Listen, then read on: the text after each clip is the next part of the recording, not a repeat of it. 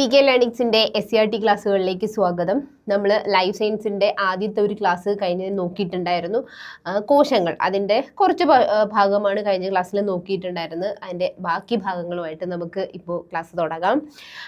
ബാക്കി ഭാഗങ്ങൾ എന്ന് പറയുമ്പം കോശങ്ങളുടെ ഇനി നമുക്ക് ബാക്കി കോശാംഗങ്ങളാണ് നോക്കാനുള്ളത്.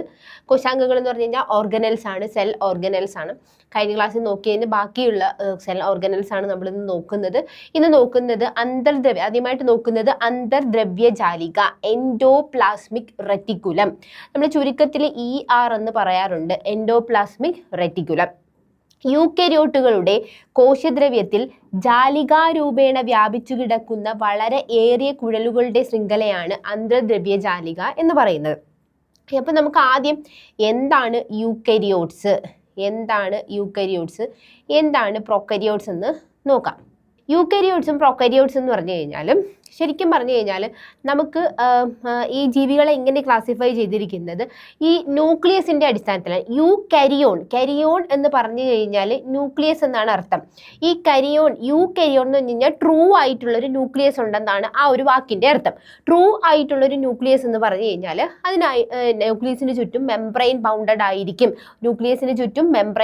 ആയിരിക്കും. ഒരു മെംബ്രെയിൻ ബൗണ്ട് ചെയ്തിട്ടുണ്ടാകും. ബാക്കിയുള്ള സെൽ ഓർഗനൽസ് ആണെങ്കിലും മെംബ്രെയിൻ ബൗണ്ട് ആയിട്ടുള്ളതായിട്ടായിരിക്കും. അപ്പോൾ സൈറ്റോപ്ലാസത്തിൽ ഈ ന്യൂക്ലിയസ് എന്ന് പറയുന്നത് മെംബ്രെയിൻ ബൗണ്ടഡ് ആയിട്ടുള്ള ന്യൂക്ലിയസ് ഉണ്ടാവും, മെംബ്രെയിൻ ബൗണ്ടഡ് ആയിട്ടുള്ള ബാക്കി ഓർഗനൽസ് ഉണ്ടാവും. അതിനെയാണ് നമ്മൾ യൂക്കരിയോട്സ് എന്ന് പറഞ്ഞാൽ ട്രൂ ന്യൂക്ലിയസ് ഉള്ളവ. എന്നാൽ ട്രൂ ന്യൂക്ലിയസ് ഇല്ലാതെ, അതായത് ഇങ്ങനെ മെംബ്രെയിൻ ഒന്നും ഇല്ല, സൈറ്റോപ്ലാസത്തിൽ സ്കാറ്റേർഡ് ആയിട്ട് കിടക്കുന്നതായിട്ടുള്ള അതിൻ്റെ ജനറ്റിക് മെറ്റീരിയൽസ് ഒക്കെ ആയിരിക്കും ഏതിലുണ്ടാവുന്നത്, പ്രോകരിയോട്സിൽ ഉണ്ടാകുന്നത്. അപ്പോൾ അതാണ് യൂക്കരിയോട്സ്, പ്രോകരിയോട്സ് എന്ന് പറയുന്നത്. അപ്പോൾ യൂക്കരിയോട്ടിക് ആയിട്ടുള്ള ജീവികൾ, യൂക്കരിയോട്ടുകളുടെ കോശദ്രവ്യത്തിൽ, അപ്പോൾ സൈറ്റോപ്ലാസത്തിൽ ജാലിക രൂപം നെറ്റ്വർക്ക് പോലെ കാണപ്പെടുന്നതാണ് റെറ്റിക്കുലം എന്ന് പറയുമ്പോൾ നമുക്കറിയാലോ. അപ്പോൾ നമ്മൾ വിനേഷൻ ഒക്കെ പഠിച്ചിട്ടുണ്ട്, റെറ്റിക്കുലേറ്റീവ് വിനേഷനും പാരലൽ വിനേഷനും എന്നൊക്കെ പഠിച്ചിട്ടുണ്ടല്ലേ. അപ്പോൾ അതുപോലെ റെറ്റിക്കുലം ഇങ്ങനെ ജാലിക രൂപത്തിൽ കാണുന്നത്, അതുകൊണ്ടാണ് ആ ഒരു പേര് കിട്ടിയിരിക്കുന്നത്. ജാലിക രൂപത്തിൽ കാണുന്നതാണ് ഈ എൻഡോപ്ലാസ്മിക് റെറ്റിക്കുലം എന്ന് പറയുന്നത്. ഇവ എന്ന് പറഞ്ഞു കഴിഞ്ഞാൽ ഇവ കോശത്തിനകത്തുള്ള സ്ഥലത്തെ 2 പാർട്ടായിട്ടാണ് ഡിവൈഡ് ചെയ്യുന്നത്. അതായത് ലൂമിനൽ ഭാഗവും അതുപോലെ തന്നെ എക്സ്ട്രാ ലൂമിനൽ ഭാഗവും എക്സ്ട്രാ ലൂമിനൽ ഭാഗം എന്ന് പറയും. ലൂമിനൽ എന്ന് വെച്ച് കഴിഞ്ഞാൽ അന്തർദ്രവ്യ ജാലികയുടെ ഉൾഭാഗം, അകത്ത് വരുന്നത്, എൻഡോപ്ലാസ്മിക് റെറ്റിക്കുലത്തിന്റെ അകത്ത് വരുന്നത്. എന്നാൽ ഇതിന് പുറത്ത് വരുന്നത് അന്തർദ്രവ്യ ജാലികയുടെ പുറം ഭാഗമാണ്. അതായത് കോശദ്രവ്യം, അതായത് നമ്മുടെ സൈറ്റോപ്ലാസത്തിന്റെ ഭാഗമായിട്ട് വരുന്നതാണ് എന്ന് പറയുന്നത് എക്സ്ട്രാ ലൂമിനൽ എന്ന് പറയും. അപ്പോൾ ഇതാണ് എൻഡോപ്ലാസ്മിക് റെറ്റിക്കുലം എന്ന് പറയുന്നത്. അന്തർദ്രവ്യ ജാലികയുടെ ബാഹ്യതലത്തിൽ മിക്കപ്പോഴും റൈബോസോമുകൾ ഒട്ടിപ്പിടിക്കാറുണ്ട്. ഈ റൈബോസോം എന്ന് പറയുന്നത് വേറൊരു ഓർഗനലാണ്, വേറൊരു കോശാംഗമാണ്. നമ്മുടെ പ്രോട്ടീൻ സിന്തസിസിനെ ഹെൽപ്പ് ചെയ്യുന്നൊരു കോശാംഗമാണ് റൈബോസോം എന്ന് പറയുന്നത്. അപ്പോൾ ഈ റൈബോസോം ചില എൻഡോപ്ലാസ്മിക് റെറ്റിക്കുലത്തിൻ്റെ ആ ഒരു ബോഡിയിൽ എന്ത് ചെയ്യും, പറ്റിപ്പിടിച്ചിരിക്കും.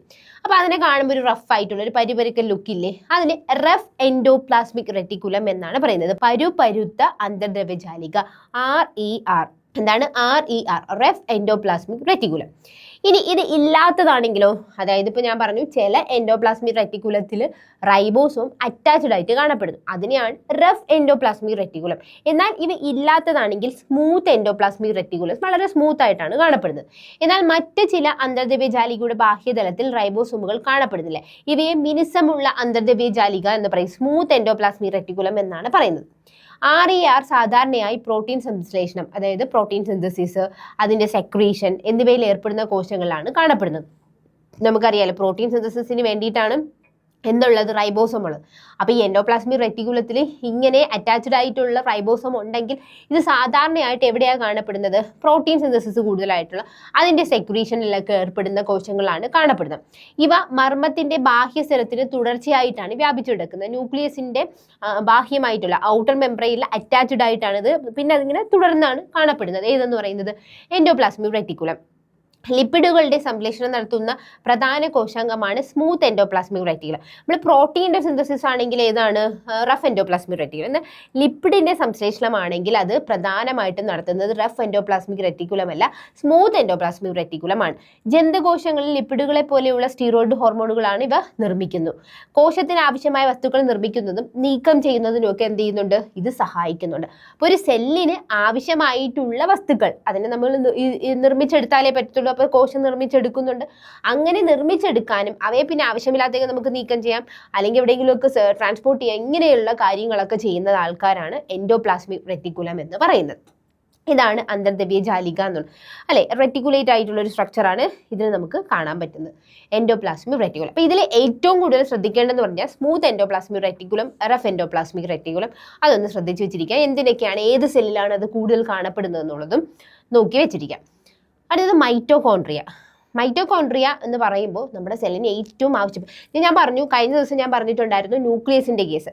ന്യൂക്ലിയസ് എന്ന് പറഞ്ഞപ്പോൾ നമ്മളിപ്പോൾ ഒരു ഫിലിം എടുക്കുമ്പോൾ അതിലെ ഏറ്റവും ഇമ്പോർട്ടൻ്റ് ആയിട്ടുള്ള ക്യാരക്ടർ നമ്മൾ നായകൻ എന്നൊക്കെ വിളിക്കുന്ന ആൾ, അതുപോലെ ഒരാളാണ് ഒരു സെല്ലെടുത്ത് കഴിഞ്ഞാൽ അതിൻ്റെ ന്യൂക്ലിയസ് എന്ന് പറയും.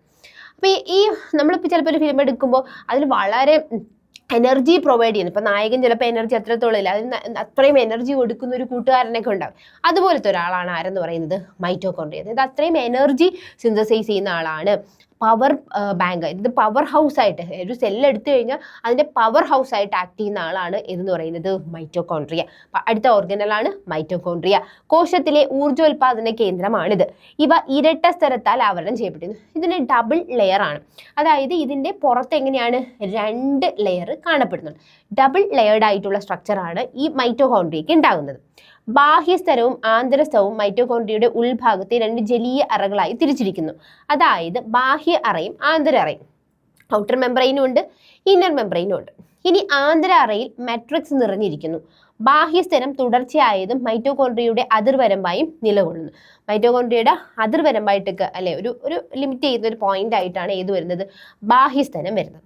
ഇനി ആന്തര അറയിൽ എന്താണ് നിറഞ്ഞു നിൽക്കുന്നത്, മാട്രിക്സ് ആണ് നിറഞ്ഞു നിൽക്കുന്നത്. ഇപ്പം നമ്മൾ ആന്തരസ്ഥലത്തിൽ നിന്നും ധാരാളം ഉൾമടക്കുകൾ, അതായത് ഇന്നർ മെംബ്രെയിനിൻ്റെ ഉള്ളിൽ ഇതുപോലെയുള്ള ഒരു ഉൾമടക്കുകൾ കാണപ്പെടുന്നു. അപ്പോൾ ഇത് മൈറ്റോകോൺട്രിയ ആണെങ്കിൽ ഈ ഇന്നർ മെംബ്രെയിനിൽ ഈ ഉൾമടക്കുകളാണ് ക്രിസ്റ്റ എന്ന് പറയുന്നത് കേട്ടോ. ഇതിനെയാണ് ക്രിസ്റ്റ എന്ന് പറയുന്നത്. വായു ശ്വസനം നടക്കുന്നത് മൈറ്റോകോൺട്രിയയിൽ വെച്ചിട്ടാണ്. കോശത്തിന് ആവശ്യമായിട്ടുള്ള എനർജി പ്രൊവൈഡ് ചെയ്യുന്ന ആളാണ് അല്ലെ, അപ്പോൾ പവർ ഹൗസ് എന്ന് പറയുന്ന ആളാണ്. അപ്പോൾ ആ കോശത്തിന് ആവശ്യമായിട്ടുള്ള ATP ഊർജം നമുക്ക് എങ്ങനെയാണ് ATPയുടെ രൂപത്തിലാണ് കിട്ടുന്നത്. അപ്പം ഈ ATPയുടെ രൂപത്തിൽ നിർമ്മിക്കുന്നതും അത് ഇങ്ങനെ സ്റ്റോർ ചെയ്യുന്നതും അതെ സംഭരിക്കുന്നതും ഒക്കെ ആരാണ്, ഈ മൈറ്റോകോൺട്രിയയാണ്. അതിനാൽ ഇവയെ കോശത്തിൻ്റെ ഊർജ്ജ നിലയങ്ങൾ, പവർ ഹൗസസ് എന്നാണ് വിളിക്കുന്നത്. ഫിഷൻ വഴി മൈറ്റോകോൺട്രിയകൾ ഇരട്ടിക്കുകയും ചെയ്യുന്നുണ്ട്. അപ്പോൾ ഫിഷൻ നടത്തി എന്ത് ചെയ്യുന്നുണ്ട്, മൈറ്റോകോൺട്രിയകൾ ഇരട്ടിക്കുകയും ചെയ്യുന്നു. ഇപ്പം നമ്മൾ സെല്ലുലാർ റെസ്പിറേഷനൊക്കെ പഠിക്കുമ്പോൾ പഠിച്ചിട്ടുള്ളതാണ് ഗ്ലൈക്കോളിസിസും ക്രബ് സൈക്കിൾ എന്ന് പറയും അല്ലേ, ഗ്ലൈക്കോളിസിസും ക്രബ് സൈക്കിളും. ഇല്ല, ഈ ഗ്ലൈക്കോളിസിസ് എന്ന് പറഞ്ഞാൽ സൈറ്റോപ്ലാസത്തിലായിരിക്കും നടക്കുന്നത്, ക്രബ് സൈക്കിൾ എന്ന് പറയുന്നത് നമ്മുടെ മൈറ്റോകോൺട്രിയയുടെ ഉള്ളിലായിരിക്കും നടക്കുന്നത്. അപ്പോൾ ഈ മൈറ്റോകോൺട്രിയാണ് നമ്മുടെ ശരീരത്തിന് ആവശ്യമായിട്ടുള്ള ATP പ്രൊഡ്യൂസ് ചെയ്യുന്നത്. നമ്മുടെ എനർജി കറൻസീസ് എന്നറിയപ്പെടുന്ന ATP അല്ലെ, എഡ്നോസിൻ ട്രൈഫോസ്ഫേറ്റ്, ഇതിൽ തന്നെ ഡൈഫോസ്ഫേറ്റ് ഉള്ളതുകൊണ്ട്. അപ്പോൾ ഈ ATP ആണ് നമുക്ക് എന്ത് ചെയ്യുന്നത്, നമ്മുടെ ആവശ്യത്തിന്, നമ്മുടെ ശരീരത്തിന് ആവശ്യമായിട്ടുള്ള എനർജി നമുക്ക് കിട്ടും. നമ്മൾ ഭക്ഷണം കഴിച്ചാൽ മാത്രം പോലെ അത് എനർജി ആയിട്ട് കൺവേർട്ട് ചെയ്യണ്ടേ, ആ ആളാണ് നമ്മുടെ മൈറ്റോകോൺട്രിയ. അപ്പോൾ സെല്ലിനുള്ളിൽ സെല്ലുലാർ റെസ്പിറേഷനിൽ നടക്കുന്നത് ആർക്കുള്ളിലാണ്, മൈറ്റോകോൺട്രിയയ്ക്കുള്ളിലാണ് നടക്കുന്നത്. അപ്പോൾ മനസ്സിലായല്ലോ, അതാണ് മൈറ്റോകോൺട്രിയ എന്ന് പറയുന്ന ഓർഗൻ. അപ്പോൾ നമ്മൾ എൻഡോപ്ലാസ്മിക് റെറ്റിക്കുലം നോക്കി, മൈറ്റോകോൺട്രിയയും നോക്കി. ഇനി വരുന്നത് റൈബോസം. അപ്പോൾ നമ്മൾ എൻഡോപ്ലാസ്മിക് റെറ്റിക്കുലം നോക്കിയപ്പോൾ തന്നെ റൈബോസത്തിൻ്റെ കാര്യം പറഞ്ഞിട്ടുണ്ടായിരുന്നു അല്ലേ. എൻഡോപ്ലാസ്മിക് റെറ്റിക്കുലത്തിൽ റൈബോസം അറ്റാച്ച്ഡ് ആയിട്ടുണ്ടെങ്കിൽ റഫ് എൻഡോപ്ലാസ്മിക് റെറ്റിക്കുലം എന്ന്, ഇല്ലെങ്കിൽ സ്മൂത്ത് എൻഡോപ്ലാസ്മിക് റെറ്റിക്കുലം എന്ന് പറഞ്ഞു. ആ റൈബോസമാണ് ഇനി നമ്മൾ നോക്കാൻ പോകുന്നത്. റൈബോസോമുകൾ എന്ന ചെറുകണികളായുള്ള കോശാംഗങ്ങളെ ഇലക്ട്രോൺ മൈക്രോസ്കോപ്പിലൂടെ സാന്ദ്രതയേറിയ പദാർത്ഥങ്ങളായി ആദ്യം ദർശിച്ചത്. അപ്പോൾ ഈ റൈബോസത്തിനെ ആദ്യമായിട്ട് കണ്ടെത്തിയത്, റൈബോസോമുകൾ എന്ന ചെറുകണികളായിട്ടുള്ള ഈ ഈ സെൽ ഓർഗനലിനെ ഏത് മൈക്രോസ്കോപ്പിൽ, ഇലക്ട്രോൺ മൈക്രോസ്കോപ്പിലൂടെ ആദ്യം കണ്ടെത്തിയത് 1953 ജോർജ് പലേർഡ് എന്ന് പറയുന്ന സയൻറ്റിസ്റ്റാണ്. അപ്പോൾ ഇത് ഇമ്പോർട്ടൻ്റ് ആണ്. ഈ സയൻറ്റിസ്റ്റിൻ്റെ കാര്യമൊക്കെ +1 ചാപ്റ്ററിൽ നന്നായിട്ട് കൊടുത്തിട്ടുണ്ട്, ജസ്റ്റ് ഒന്ന് നോക്കി വെച്ചിരിക്കുക. 1953 ജോർജ് പലേർഡാണ് ഇത് കണ്ടെത്തിയത്. റൈബോ ന്യൂക്ലിക് ആസിഡും പ്രോട്ടീനുകളും കൊണ്ടാണ് ഇവ നിർമ്മിച്ചിരിക്കുന്നത്. ഇവയ്ക്ക് എന്തില്ല, സ്ഥരാവരണമില്ല. അപ്പം അതുകൊണ്ട് തന്നെ നമുക്ക് യൂക്കരിയോട്സ് പ്രോകരിയോട്സ് പറഞ്ഞപ്പോൾ നമുക്ക് പ്രോകരിയോട്സിലും കാണപ്പെടാവുന്ന ഒരു ഓർഗനലാണ് ഇതെന്ന് പറയുന്നത് റൈബോസം. കാര്യം ഇതിന് എന്തില്ല, മെംബ്രെയിൻ ബൗണ്ടഡ് അല്ല. അപ്പം ട്രൂ ന്യൂക്ലിയസ് ഉള്ള മെംബ്രെയിൻ ബൗണ്ടഡ് ആയിട്ടുള്ള ഓർഗനൽസ് ഉള്ളവരാണ് യൂക്കരിയോട്സ് എന്ന് പറയുന്നത്. അപ്പോൾ പ്രോകരിയോട്സിലും എന്ത് കാണപ്പെടാറുണ്ട്, റൈബോസം കാണപ്പെടും. ഇതിന് എന്തില്ല, മെംബ്രെയിൻ ബൗണ്ട് ആയിട്ടുള്ള ഒരു സ്ട്രക്ചർ അല്ല. യൂക്കരിയോട്ടിക് റൈബോസോമുകളും ഉണ്ട്, അപ്പോൾ പ്രോകരിയോട്ടിക് റൈബോസോമാണ്. ഇത് രണ്ടും രണ്ടളവുകളാണ്. അതായത് റൈബോസോം യൂക്കരിയോട്ടിക് റൈബോസോം ആണെങ്കിൽ 80S പ്രോകരിയോട്ടിക് റൈബോസോം ആണെങ്കിൽ 70S വരും. ഈ എസ് എന്ന് പറയുന്നത് സ്വെഡ്ബർഗ് യൂണിറ്റ് ആണ്. ഇതിൻ്റെ സെഡിമെന്റേഷൻ വഴിയൊക്കെ ഇതിൻ്റെ വെയിറ്റ് നോക്കുന്ന ആ ഒരു സിസ്റ്റമാണ് സ്വെഡ്ബർഗ്. അതിൻ്റെ ഒരു യൂണിറ്റ് ആണ് സ്വെഡ്ബർഗ് യൂണിറ്റ് എന്ന് പറയുന്നത്. അപ്പോൾ 80S ഉണ്ട്, 70S ഉണ്ട്. ഈ കോശദ്രവ്യത്തിൽ സ്വതന്ത്രമായോ അന്തർദ്രവ്യ ജാലികയോട് അറ്റാച്ച്ഡ് ആയിട്ടുമാണ് കാണപ്പെടുന്നത്. ചിലപ്പോൾ സൈറ്റോപ്ലാസത്തിൽ വളരെ ഇൻഡിപെൻഡൻ്റ് ആയിട്ട് നിൽക്കും, ചിലപ്പോൾ ഞാൻ നേരത്തെ പറഞ്ഞ നമ്മുടെ എൻഡോപ്ലാസ്മിക് റെറ്റിക്കുലം ആയിട്ട് കണക്ട് ചെയ്യുകയാണ് കാണപ്പെടുന്നത്. പ്രോട്ടീൻ നിർമ്മാണ കേന്ദ്രമാണ്, പ്രധാനമായിട്ടും ഇതൊരു പ്രോട്ടീൻ നിർമ്മാണ കേന്ദ്രമാണ് റൈബോസോം എന്ന് പറയുന്നത്. ഇതാണ് റൈബോസത്തിൻ്റെ ഒരു പിക്ചർ, ബുക്കിൽ കൊടുത്തിട്ടുള്ള പിക്ചറാണ് റൈബോസത്തിൻ്റെ പിക്ചർ. ഇനി നമുക്ക് നോക്കാം വാക്യൂൾ, ഫേനം എന്ന് പറയും. ഇപ്പം നമ്മൾ തുടക്കത്തിൽ തന്നെ പറഞ്ഞിട്ടുണ്ടായിരുന്നു അല്ലെ, അനിമൽ സെല്ലും പ്ലാന്റ് സെല്ലും തമ്മിലുള്ള ഡിഫറൻസിൽ വളരെ സിഗ്നിഫിക്കൻ്റ് ആയിട്ട് നമുക്ക് നന്നായിട്ട് മനസ്സിലാവുന്നതാണ്. അനിമൽ സെല്ലിനാണ് അപേക്ഷിച്ച് പ്ലാന്റ് സെല്ലിന് വെച്ചാൽ വലിയ വാക്യൂളാണ് അല്ലെ, വലിയൊരു ഫേനമാണ് കാണപ്പെടുന്നത്. അനിമൽ സെല്ലിന് ചെറിയൊരു ഫേനമാണ് ഉണ്ടാകുന്നത്. അപ്പം നമ്മൾ അടുത്ത ഓർഗനിലാണ് വാക്യൂൾ, ഫേനം. ഒറ്റ സ്ഥലത്താൽ പൊതിയപ്പെട്ട കോശദ്രവ്യത്തിൽ കാണപ്പെടുന്ന അറകളാണ് ഫേനങ്ങൾ. ഈ അറയ്ക്കുള്ളിൽ ജലം, ലവണങ്ങൾ, വിസർജ്യ വസ്തുക്കൾ, കോശത്തിന് ആവശ്യമില്ലാത്ത മറ്റു പദാർത്ഥങ്ങൾ എന്നിവ അടങ്ങിയിരിക്കുന്നു. ഒറ്റ സ്ഥലം എന്ന് പറഞ്ഞു കഴിഞ്ഞാൽ ഒരു സിംഗിൾ മെംബ്രെയിൻ ആയിട്ടുള്ള ഒരു അറയായിട്ടാണ് എന്ത് കാണപ്പെടുന്നത്, ഫേനം കാണപ്പെടുന്നത്, വാക്യൂള് കാണപ്പെടുന്നത്. അപ്പം ഇതിൽ എന്തൊക്കെയാണ് അവർ വെച്ചിരിക്കുന്നതെന്ന് വെച്ച് കഴിഞ്ഞാൽ വിസർജ്യ എക്സ്ക്രീറ്ററി മെറ്റീരിയൽസ് കാണും, വാട്ടർ കാണും, സോൾട്ട് കാണും, അല്ലെങ്കിൽ കോശത്തിന് ആവശ്യമില്ലാത്ത വേസ്റ്റ് മെറ്റീരിയൽസ് എല്ലാം ഇതിലുണ്ടാകും.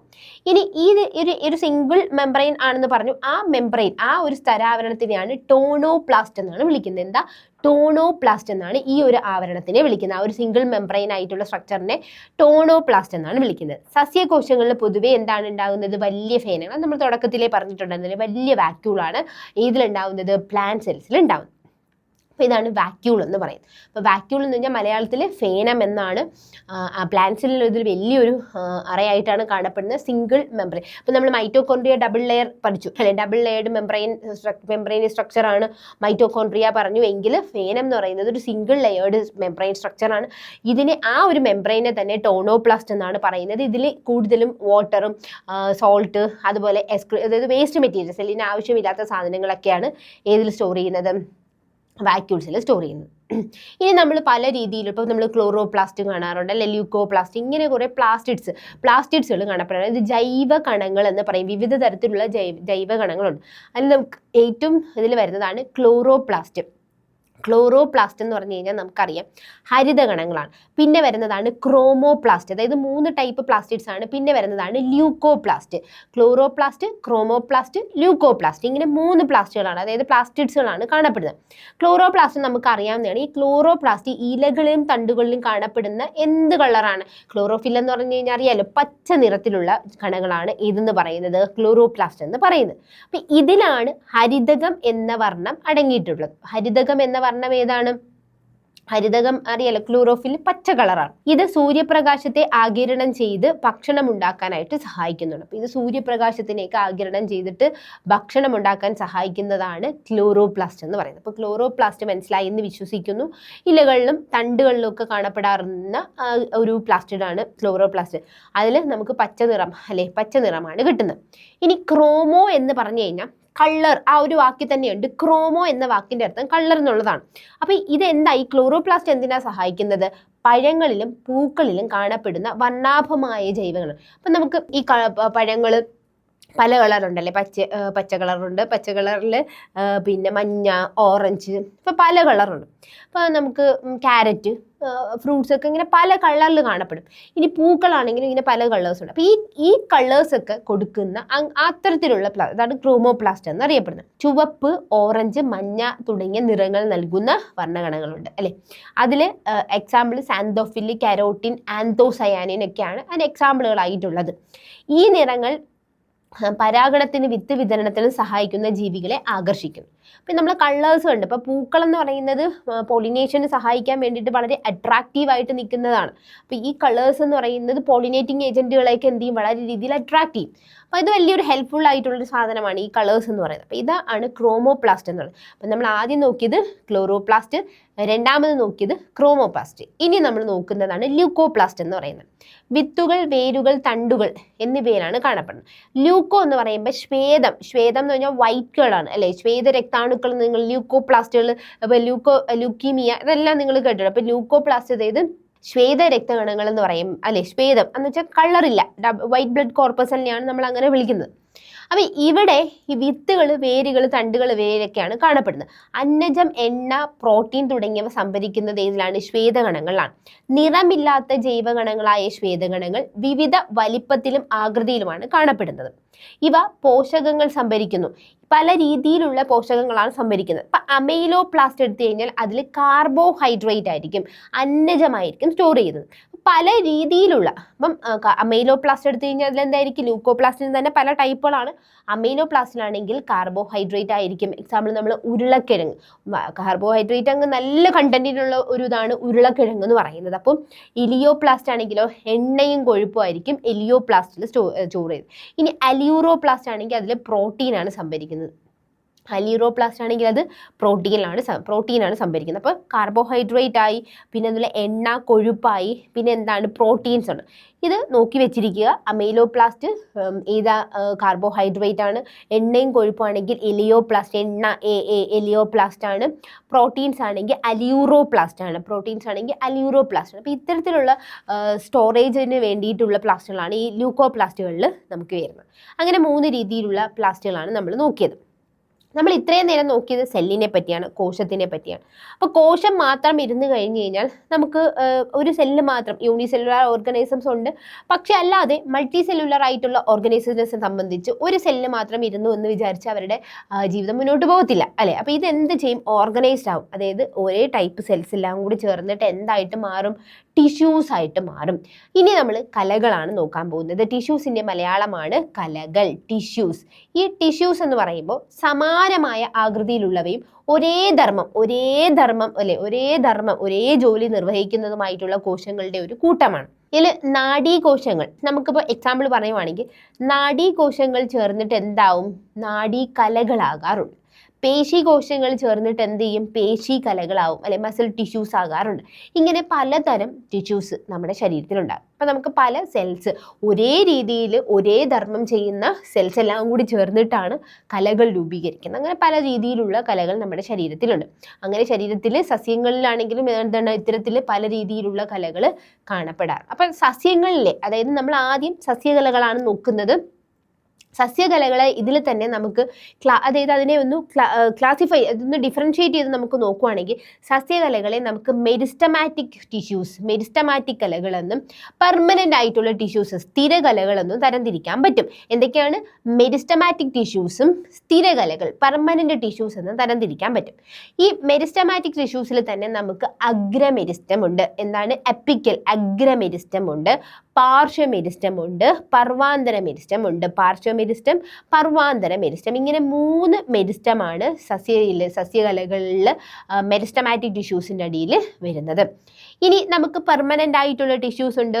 ഈ പെർമനൻ്റ് ടിഷ്യൂസിനെ തന്നെ വീണ്ടും 2 ആക്കാം. ഈ 2 എന്ന് പറയുന്നത് ലളിതകല, സങ്കീർണകല, സിമ്പിൾ ടിഷ്യൂസും കോംപ്ലക്സ് ടിഷ്യൂസുമാണ്. കോംപ്ലക്സ് ടിഷ്യൂസുമാണ്. ഈ സിമ്പിൾ ടിഷ്യൂസിൽ തന്നെ നമ്മൾക്ക് കേട്ടിട്ടുള്ള പാരങ്കേമ, കൊളങ്കേമ, സ്ക്ലീറങ്കേമ, നമ്മൾ കുഞ്ഞിലേ പഠിക്കുന്നതാണ്. പാരങ്കേമ, കൊളങ്കേമ, സ്ക്ലീറങ്കേമ ഇവയെന്ന് പറയുന്നത് സിമ്പിൾ ടിഷ്യൂസ് ആണ്, സിമ്പിളായിട്ടുള്ള ടിഷ്യൂ ആണ്. ഇനി ഇതിൽ തന്നെ നമുക്ക് കുറച്ച് കോംപ്ലക്സ് ആയിട്ടുള്ള ടിഷ്യൂസ് ആണ്. അതാണ് സൈലവും ഫ്ലോയും ആണ് നമുക്ക് സങ്കീർണമായിട്ടുള്ള കലകൾ എന്ന് പറയുന്നത്. ഇതിൽ നമുക്ക് ആദ്യം നോക്കുന്നത്, നമ്മൾ സസ്യകലകളിൽ തന്നെ സിമ്പിൾ ടിഷ്യൂസിനെയാണ് നോക്കുന്നത്. സിമ്പിൾ ടിഷ്യൂസിൽ, പെർമനന്റ് ടിഷ്യൂസിലെ സിമ്പിൾ ടിഷ്യൂസിനെയാണ് നമ്മൾ നോക്കുന്നത്. അതിൽ ആദ്യം നമ്മൾ നോക്കുന്നത് പാരങ്കേമയാണ്. ജീവനുള്ള കോശങ്ങൾ അടങ്ങിയവ, കനം കുറഞ്ഞ കോശഭിത്തി. അപ്പം നമ്മളിത് വരയ്ക്കുമ്പോൾ അല്ലെ, ഇപ്പോൾ ബോട്ടണിയൊക്കെ പഠിച്ചിട്ടുള്ളവർക്കറിയാം, റെക്കോർഡൊക്കെ വരയ്ക്കുമ്പോൾ വളരെ സിമ്പിളായിട്ട് കട്ടി കുറഞ്ഞ സെൽ വാളുള്ള ഒരു സെല്ല് വരയ്ക്കുന്നു. അതാണ് പാരങ്കേമ. പാരങ്കേമ വരയ്ക്കാനാണ് എളുപ്പം അല്ലെ, ഒറ്റ വരയ്ക്കുന്നത് തന്നെ തീരും. അപ്പോൾ പാരങ്കേമ എന്ന് പറയുന്നത് കനം കുറഞ്ഞ കോശഭിത്തിയാണ്. കോശാന്തര സ്ഥലങ്ങൾ കാണപ്പെടുന്നു. അത് ഇന്റർ സെല്ലുലാർ സ്പേസസ് ഇവർക്ക് കാണപ്പെടാറുണ്ട് കേട്ടോ. ഇന്റർ സെല്ലുലാർ സ്പേസ് കാണപ്പെടാറുണ്ട്. പ്രകാശ സംശ്ലേഷണം, ആഹാര സംഭരണം തുടങ്ങിയതൊക്കെയാണ് ഇതിന്റെ ധർമ്മങ്ങൾ. ഫോട്ടോസിന്തസിസും ഫുഡ് സ്റ്റോറേജും ഒക്കെയാണ് ഇതിന്റെ ധർമ്മം, പ്രധാനപ്പെട്ട ധർമ്മം എന്ന് പറയുന്നത്. ചില ഭാഗങ്ങളിലെ കോശങ്ങൾക്ക് വിഭജിക്കാനുള്ള കഴിവുണ്ട്. ചില ഏരിയയിലാണെങ്കിൽ ഇതിന് വിഭജിക്കാനുള്ള കഴിവുണ്ട്. അപ്പൊ അതാണ് പാരങ്കേമ എന്ന് പറയുന്നത്. പാരങ്കേമ എന്ന് പറയുന്നത് കനം കുറഞ്ഞ സെൽ വാൾ ഉള്ള ഇന്റർ സെല്ലുലാർ സ്പേസ് ഒക്കെയുള്ള ഫുഡ് സ്റ്റോറേജും അതുപോലെ തന്നെ ഫോട്ടോസിന്തസിസിനൊക്കെ ഹെൽപ്പ് ചെയ്യുന്ന ടൈപ്പ് ഉള്ള സെൽസ് ആണ് പാരങ്കേമ എന്ന് പറയുന്നത്. എന്നാൽ എന്താണ് കോളൻകേമ? ഈ കോളൻകേമയെ സംബന്ധിച്ച് ജീവനുള്ള കോശങ്ങൾ അടങ്ങിയ കല തന്നെയാണ് സെല്ലുലോസ്, പക്റ്റിൻ തുടങ്ങിയ പദാർത്ഥങ്ങളാലാണ് കോശഭിത്തി നിർമ്മിച്ചിരിക്കുന്നത്. അപ്പൊ അതുകൊണ്ട് തന്നെ കോശഭിത്തിയുടെ ചില ഭാഗങ്ങളിൽ മാത്രം എങ്ങനെയായിരിക്കും കട്ടി കൂടുതലായിരിക്കും. ഇപ്പൊ നമ്മൾ പടം വരയ്ക്കുമ്പോൾ അല്ലെ ചില ഭാഗങ്ങളിൽ നമ്മളിങ്ങനെ കറുപ്പിച്ച് വരയ്ക്കുക, അതായത് ചില ഭാഗങ്ങളിൽ മാത്രമായിരിക്കും അതിന് കട്ടി കൂടി, എല്ലാ ഭാഗത്തുമല്ല ചില ഭാഗങ്ങളിൽ മാത്രമായിരിക്കും കട്ടി കൂടിയിട്ടിരിക്കുന്നത്. സസ്യഭാഗങ്ങളുടെ ആകൃതി നിലനിർത്താനൊക്കെ ആ ഒരു കട്ടിയുടെ ഇതൊക്കെ ഉള്ളത് കൊണ്ട് തന്നെ ആയിരിക്കും ഈ സസ്യഭാഗങ്ങളുടെ ആകൃതി, ഒരു സ്ട്രക്ചർ നിലനിർത്താനൊക്കെ ഈ കോശങ്ങൾ സഹായിക്കും. കോളൻകേമ സഹായിക്കും. അപ്പൊ പാരങ്കേമ, കോളൻകേമ. ഇനി നമുക്ക് സിമ്പിൾ ടിഷ്യൂസിലുള്ളതാണ് ഏതെന്ന് പറയുന്നത് സ്ക്ലീറൻകേമ. അതായത് ഇത്രയും നമ്മൾ ലൈവായിട്ടുള്ള അല്ലെ ജീവനുള്ള സെൽസുകളെയാണ് പഠിച്ചത്. എങ്കിൽ നിർജീവമായിട്ടുള്ള കോശങ്ങൾ അടങ്ങിയ കലയാണ്, ടിഷ്യൂസ് ആണ് എന്ന് പറയുന്നത് സ്ക്ലീറൻകേമ എന്ന് പറയുന്നത്. കട്ടി കൂടിയ കോശഭിത്തി ആയിരിക്കും. കോശഭിത്തിയുടെ എല്ലാ ഭാഗത്തും ഒരുപോലെ കട്ടിയുള്ളതിനാൽ തന്നെ സസ്യഭാഗങ്ങൾക്ക് ദൃഢതയും താങ്ങും ഒരു സപ്പോർട്ടൊക്കെ കിട്ടുന്നത് സ്ക്ലീറൻകേമയിലൂടെയാണ്. അപ്പൊ പാരങ്കേമ എന്നൊക്കെ പറയുന്നത് വളരെ ഫ്ലെക്സിബിൾ ആയിട്ടുള്ള ഇതാണ്. പക്ഷെ സ്ക്ലീറൻകേമ കുറച്ച് കട്ടിയുള്ളതാണ്. അപ്പൊ അതുകൊണ്ട് തന്നെ ആ ഒരു ചെടിയെ സംബന്ധിച്ച് അതിനൊരു സ്ട്രക്ചറൊക്കെ കിട്ടുന്നത് ഇങ്ങനെയാണ്.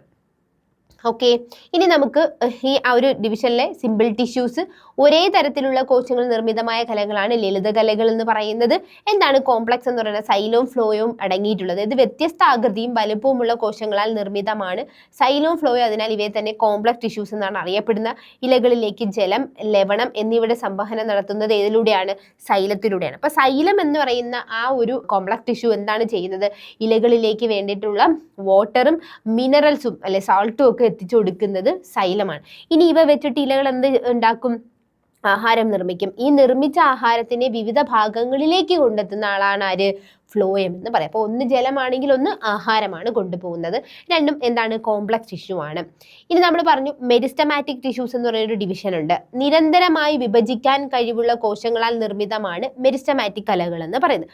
ഭയങ്കര ആക്റ്റീവ്ലി ഡിവൈഡിങ് കപ്പാസിറ്റി, എപ്പോഴും ഡിവിഷൻ ഇങ്ങനെ നിൽക്കുന്ന അത്തരത്തിലുള്ള സെല്ലുകളാണ് മെരിസ്റ്റമാറ്റിക് സെല്ലുകൾ എന്ന് പറഞ്ഞാൽ. സസ്യങ്ങളുടെ വളർച്ചയ്ക്ക് കാരണം എന്ത് തന്നെയാണ്? മെരിസ്റ്റമാറ്റിക് കോശങ്ങൾ കൊണ്ടാണ്. അപ്പം നമ്മൾ ഇതിൻ്റെ പ്രത്യേകതകൾ, അതായത് മെരിസ്റ്റമാറ്റിക് ടിഷ്യൂ അല്ലെങ്കിൽ മെരിസ്റ്റമാറ്റിക് സെൽ എടുത്തു കഴിഞ്ഞാൽ നമുക്കത് എങ്ങനെ മനസ്സിലാവും എന്ന് വെച്ച് കഴിഞ്ഞാൽ, നിറഞ്ഞു നിൽക്കുന്ന കോശദ്രവ്യമായിരിക്കും. സൈറ്റോപ്ലാസം ഇങ്ങനെ നിറഞ്ഞായിരിക്കും നിൽക്കുക.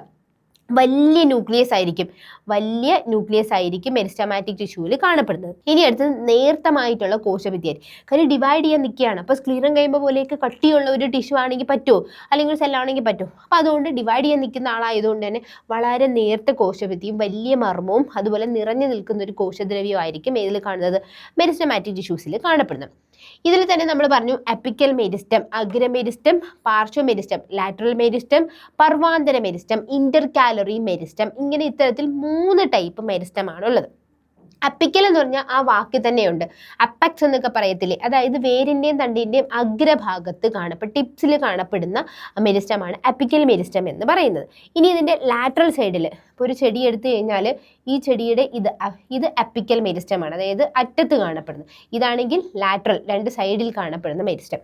ഇനി പുൽവർഗ്ഗ ചെടികളിലൊക്കെ ഇങ്ങനെ നോട്ട്സ് പോലെ കാണപ്പെടും അല്ലേ, ഇങ്ങനെ ഈ നോട്ട്സുകൾക്ക് ഇടയിൽ കാണപ്പെടുന്ന മെരിസ്റ്റമാണ് ഇന്റർകാലറി മെരിസ്റ്റം എന്ന് പറയുന്നത്. നോക്കൂ, ഇതാണ് അഗ്രമെരിസ്റ്റം, അറ്റത്ത് കാണപ്പെടുന്നത്. അപ്പം ഇത് വേരാകുമ്പോഴത്തേക്കും അഗ്രം ഇതാണല്ലോ വരുന്നത്. ഇനി പാർശ്വമെരിസ്റ്റം സൈഡിൽ കാണപ്പെടുന്നത്. പിന്നെ എന്താണ്? പർവാന്തര മെരിസ്റ്റം, പാർശ്വമെരിസ്റ്റം, പർവാന്തര മെരിസ്റ്റം. ഇങ്ങനെ 3 മെരിസ്റ്റംസ് ആണ് കാണുന്നത്. അപ്പം നോട്ട്സിൻ്റെ ഇടയിൽ കാണപ്പെടുന്നതാണെങ്കിൽ പർവാന്തര മെരിസ്റ്റം, ഇന്റർകാലറി മെരിസ്റ്റം ആണ് വരുന്നത്. അപ്പോൾ ഇത്രയും നമ്മൾ നോക്കിയത് ഏതാണ്? പ്ലാന്റിൻ്റെ ടിഷ്യൂസാണ്. ഇനി നമുക്ക് അനിമൽ ടിഷ്യൂസ് നോക്കണം. അപ്പോൾ പ്ലാന്റ് ടിഷ്യൂസിൽ തന്നെ നമ്മൾ മെരിസ്റ്റമാറ്റിക് ടിഷ്യൂസും പെർമനൻറ്റ് ടിഷ്യൂസിൽ തന്നെ വരുന്നതാണ് സിമ്പിൾ ടിഷ്യൂസും കോംപ്ലക്സ് ടിഷ്യൂസും. മെരിസ്റ്റമാറ്റിക് ടിഷ്യൂസിൽ apical meristem, lateral meristem, intercalary meristem, ആ ഒരു ഡിവിഷൻ അവിടെ കഴിഞ്ഞു. ഇനി നമുക്ക് ജന്തുക്കൾക്കും ഇതുപോലെ ടിഷ്യൂസ് ഉണ്ട്. ജന്തുക്കളും സെൽസ് മൾട്ടി സെല്ലുലാർ ഓർഗാനിസംസ് ആണ്. അപ്പോൾ സെൽസ് ചേർന്ന് എന്തായിട്ട് മാറാറുണ്ട്? ടിഷ്യൂസ് ആയിട്ട് മാറാറുണ്ട്. അതിൽ ആദ്യം വരുന്നതാണ് ആവരണകല എന്ന് പറയുന്നത്. ശരീരത്തിന്റെ പ്രതലങ്ങളെയും ആന്തരിക അവയവങ്ങളെയൊക്കെ പൊതിഞ്ഞ് സംരക്ഷിച്ച, ആവരണം ചെയ്യുക എന്ന് പറഞ്ഞാൽ കവർ ചെയ്യുക എന്നുള്ളത്. അപ്പം അങ്ങനെ കവർ ചെയ്ത് പ്രൊട്ടക്ട് ചെയ്യുന്ന ആളാണ് ആവരണകല എന്ന് പറയുന്നത്. വിവിധ പദാർത്ഥങ്ങളുടെ ആഗിരണത്തിന് ഇത് എന്ത് ചെയ്യുന്നുണ്ട്? സഹായിക്കുന്നുണ്ട്. വിവിധ പദാർത്ഥങ്ങളെ എന്ത് ചെയ്യുന്നുണ്ട്? അബ്സോർബ് ചെയ്യാനൊക്കെ ഇത് സഹായിക്കുന്നുണ്ട്. ശ്ലേഷ്മം പോലുള്ള സ്രവങ്ങളും ഒക്കെ എന്ത് ചെയ്യുന്നുണ്ട്? ഈ ആവരണകല പ്രൊഡ്യൂസ് ചെയ്യുന്നുണ്ട്, ഉൽപ്പാദിപ്പിക്കുന്നുണ്ട്. അപ്പം ആദ്യത്തേതാണ് ആവരണകല എന്ന് പറയുന്നത്. ജന്തുകലകളിൽ ആദ്യത്തേത് ആവരണകല. അടുത്തതാണ് യോജകകല, കണക്റ്റീവ് ആയിട്ടുള്ള ടിഷ്യൂ, കണക്ട് ചെയ്യുന്ന ടിഷ്യൂ എന്നൊക്കെ വേണമെങ്കിൽ പറയാം. അതായത് നമുക്ക് വിവിധ ഭാഗങ്ങൾക്കൊക്കെ താങ്ങ് നൽകുവാണ്. ശരീരത്തിന്റെ വിവിധ ഭാഗങ്ങളെ തമ്മിൽ ആ പേരിൽ തന്നെയുണ്ട്, യോജിപ്പിക്കുന്നു, തമ്മിൽ ബന്ധിപ്പിക്കുന്ന ആളാണ്. അസ്ഥി, രക്തം, തരുണാസ്ഥി എന്നിവയൊക്കെ എന്തിനു വരുന്നതാണ്? കണക്റ്റീവ് ടിഷ്യൂസ്, യോജകകലയിൽ. അപ്പോൾ രക്തം എന്ന് പറയുന്നത് ഒരു കണക്റ്റീവ് ടിഷ്യൂ ആണ്. വിവിധ ഭാഗങ്ങളെ തമ്മിൽ യോജിപ്പിക്കുകയാണ് ചെയ്യുന്നത്, യോജകകല. പിന്നെ നമ്മുടെ മസിൽ അല്ലെ, പേശീകല, ശരീര ചലനത്തിനൊക്കെ സഹായിക്കുന്ന, സങ്കോചിക്കാനും വികസിക്കാനും ഒക്കെ ചലനശേഷിയൊക്കെ പ്രാപിക്കാനും ഒക്കെ കഴിവുള്ള കോശങ്ങളാൽ നിർമ്മിതമായിട്ടുള്ള പേശീകല, മസ്കുലാർ ടിഷ്യൂസ് എന്ന് പറയും. അടുത്താണ് നാഡീകല. അതായത് സന്ദേശവിനിമയം സാധ്യമാക്കാനായിട്ട് ഉള്ള ശാരീരിക പ്രവർത്തനങ്ങളെ നിയന്ത്രിക്കുകയും ഏകോപിപ്പിക്കുകയൊക്കെ ചെയ്യുന്ന ആളാണ് നാഡീകല എന്ന് പറയുന്നത്. ന്യൂറൽ ടിഷ്യൂ അല്ലെ, നെർവസ് സിസ്റ്റം ഒക്കെ നമുക്ക് പഠിക്കാനുണ്ട്. അപ്പം നമുക്ക് അവിടെ വ്യക്തമായിട്ട് തന്നെ നോക്കാം. അത് നാഡീകല. ഇനി നമുക്ക് ഇതിൽ തന്നെ ഞാൻ പറഞ്ഞു, കോശങ്ങൾ ചേർന്ന് എന്തായിട്ട് മാറുന്നുണ്ട്? ടിഷ്യൂ ആയിട്ട് മാറുന്നുണ്ട് അല്ലേ? സെല്ല് ചേർന്നിട്ട് ടിഷ്യൂ ആയിട്ട് മാറുന്നുണ്ട്. ടിഷ്യൂ ചേർന്നിട്ട് എന്തായിട്ട് മാറുന്നുണ്ട്? ഓർഗൻ ആയിട്ട് മാറുന്നുണ്ട്.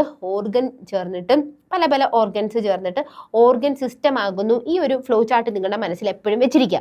ഇനി ഇത് കലകൾ ചേർന്നിട്ട് എന്തായിട്ട് മാറും? അവയവങ്ങളാകും. അതാണ് നമ്മുടെ കരള്, ഹൃദയം, ഇതുപോലെയുള്ള പല അവയവങ്ങളാകാറുണ്ട്. ഇനി ഈ പല അവയവങ്ങളും വ്യത്യസ്തമായിട്ടുള്ളതും ഏകോപനത്തോടെ പ്രവർത്തിച്ചിട്ട് എന്തായിട്ട് മാറും? ഓർഗൻ സിസ്റ്റമായിട്ട് മാറാറുണ്ട്. അപ്പോൾ അതൊരു ഫ്ലോ ചാർട്ട് പോലെ ടെക്സ്റ്റ് ബുക്കിൽ കൊടുത്തിട്ടുണ്ട്. ആ കോശങ്ങൾ, സെൽസ് ചേർന്നിട്ട് എന്തായിട്ട് മാറി? ടിഷ്യൂസ് ആയിട്ട്, കലകളായിട്ട് മാറി. അത് പിന്നെ ഓർഗൻസ് അല്ലെ, പലതരം ഓർഗൻസ്. ഇതാ നോക്കിക്കേ, ഹൃദയവും തലച്ചോറും ഇവയെല്ലാം കൂടി ചേർന്നിട്ട്, കിഡ്നിയും ഇതെല്ലാം കൂടി ചേർന്നിട്ട് ഓർഗൻ സിസ്റ്റമായിട്ട് മാറും. അതാണ് ലാസ്റ്റ് ഒരു ജീവിയായിട്ട് മാറുന്നത്. ഇതൊരു ഫ്ലോ ചാർട്ടാണ്, ഇത് ഓർത്ത് വെച്ചിട്ട്. അപ്പോൾ ഇതിൽ തന്നെ ഇതിൻ്റെ ബേസിക് ആയിട്ടുള്ള യൂണിറ്റ് എന്ന് പറയുന്നത്, ഫണ്ടമെന്റൽ യൂണിറ്റ് എന്ന് പറയുന്നത് സെൽസ് ആണെന്ന് നിങ്ങൾക്ക് പിടികിട്ടിയില്ല. ഈ സെൽസ് ചേർന്നാലേ നമ്മൾ എന്തായിട്ട് മാറുള്ളൂ? ഒരു പൂർണ്ണമായിട്ടുള്ളൊരു ജീവിയായിട്ട് മാറുന്നുള്ളൂ. അതാണ് സെൽസിൻ്റെ ഇമ്പോർട്ടൻ്റ് എന്ന് പറയുന്നത്. പിന്നെ ടെക്സ്റ്റിൽ കൊടുത്തിട്ടുള്ളതാണ് വിത്ത് കോശങ്ങൾ എന്ന് പറയും കേട്ടോ, സ്റ്റെം സെൽസ് എന്ന് പറയും. അതായത് ഇപ്പോൾ സ്റ്റെം സെൽസിൻ്റെയൊക്കെ തന്നെ ഒരുപാട് റിസർച്ചൊക്കെ നിങ്ങൾ പേപ്പറിലും ടി വിയിലും ഒക്കെ ജേർണൽസിലൊക്കെ കണ്ടിട്ടുണ്ടായിരിക്കും. എന്താണ് ഈ സ്റ്റെം സെൽ എന്ന് വെച്ച് കഴിഞ്ഞാൽ, ആ സ്റ്റെം സെല്ലിൽ നിന്ന് പല രീതിയിലുള്ള കോശങ്ങളായിട്ട് അതിന് ഡിവൈഡ് ചെയ്യാൻ പറ്റും. നോക്കിക്കേ, നാഡീകോശം, രക്തകോശം, ആവരണകോശം, പേശീകോശം, ഇങ്ങനെ പല കോശങ്ങളായിട്ട് അതിന് മാറാൻ പറ്റും. പേശീകോശങ്ങൾ, നാഡീകോശങ്ങൾ, രക്തകോശങ്ങൾ എന്നിങ്ങനെ വിവിധ തരം കോശങ്ങളായി വികസിക്കാൻ കഴിയുന്ന ശരീരത്തിലെ സവിശേഷ കോശങ്ങളാണ് സ്റ്റെം സെൽസ് എന്ന് പറയുന്നത്. അപ്പോൾ ഈ സ്റ്റെം സെൽസിൻ്റെ പ്രത്യേകത എന്ന് പറഞ്ഞു കഴിഞ്ഞാൽ, അതെടുത്തു കഴിഞ്ഞാൽ നമുക്ക് ശരീരത്തിൻ്റെ ഏതെങ്കിലുമൊക്കെ ഇതുപോലെ പല കോശങ്ങളൊക്കെ അതിൽ നിന്ന് നമുക്ക് ജനറേറ്റ് ചെയ്തെടുക്കാം. അപ്പോൾ പുതിയ ഇനം കോശങ്ങളെ സൃഷ്ടിക്കാൻ കഴിയുന്നത് കൊണ്ട് തന്നെ ശരീരത്തിൻ്റെ മാസ്റ്റർ കോശങ്ങൾ എന്നറിയപ്പെടുന്നത് ഈ സ്റ്റെം സെൽസ് ആയിരിക്കും. ജീർണിച്ച കോശങ്ങളെ ഒഴിവാക്കി പുതിയ കോശങ്ങൾ വളരാനും മുറിവുകളൊക്കെ ഉണങ്ങാനായിട്ട്, അതായത് നശിച്ചു പോയ സെല്ലിനെ അതിനെ കളഞ്ഞിട്ട് പുതുതായിട്ടൊന്നും ഉണ്ടാകാനൊക്കെ സഹായിക്കുന്നത് ആരാ? ഈ സെൽസ് ആണ്. അപ്പോൾ അതുകൊണ്ട് തന്നെ ഇതിനെ നമ്മൾ എന്തെന്നാ വിളിക്കുന്നത്? മാസ്റ്റർ കോശങ്ങൾ എന്നാണ് വിളിക്കുന്നത്. ജീർണിച്ച കോശങ്ങളെ ഒഴിവാക്കി പുതിയ കോശങ്ങൾ വളരാനും മുറിവുകളൊക്കെ പെട്ടെന്ന് ഉണങ്ങാനും ഒക്കെ സഹായിക്കുന്നുണ്ട് വിത്ത് കോശങ്ങൾ എന്ന് പറയുന്നത്.